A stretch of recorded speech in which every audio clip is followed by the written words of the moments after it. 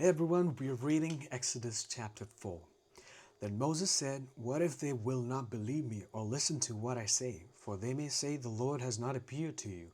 The Lord said to him, 'What is that in your hand?' And he said, 'A staff.' Then he said, 'Throw it on the ground.' So he threw it on the ground, and it became a serpent, and Moses fled from it.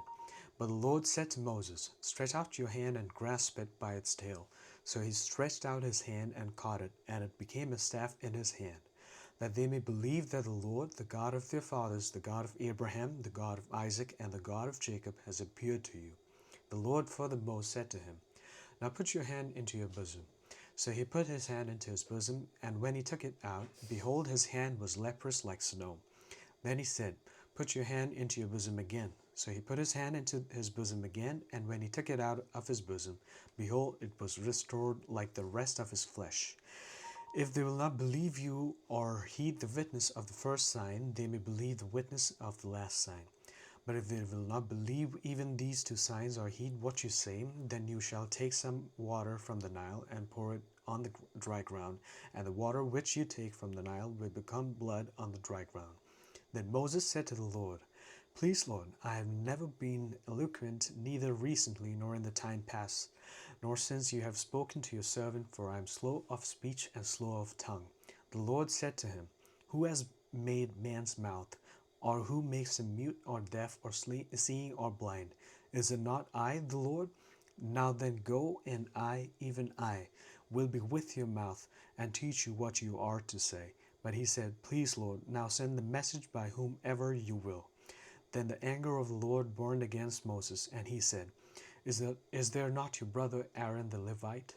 I know that he speaks fluently, and moreover, behold, he is coming out to meet you.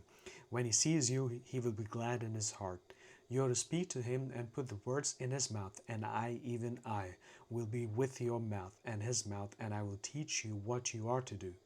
Moreover, he shall speak for you to the people, and he will be as a mouth for you, and you will be as God to him. You shall take in your hand the staff with which you shall perform the signs. Then Moses departed and returned to Jethro his father-in-law, and said to him, "Please let me go, that I may return to my brethren who are in Egypt, and see if they are still alive." And Jethro said to Moses, "Go in peace." Now the Lord said to Moses in Midian, "Go back to Egypt, for all the men who were seeking your life are dead." So Moses took his wife and his sons and mounted them on a donkey and returned to the land of Egypt. Moses also took the staff of God in his hand.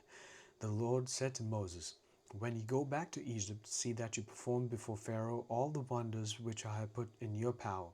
But I will harden his heart so that he will not let the people go. Then you shall say to Pharaoh, 'Thus says the Lord, Israel is my son, my firstborn. So I said to you, let my son go that he may serve me, but you have refused to let him go. Behold, I will kill your son, your firstborn.' Now it came about at the lodging place on the way that the Lord met him and sought to put him to death.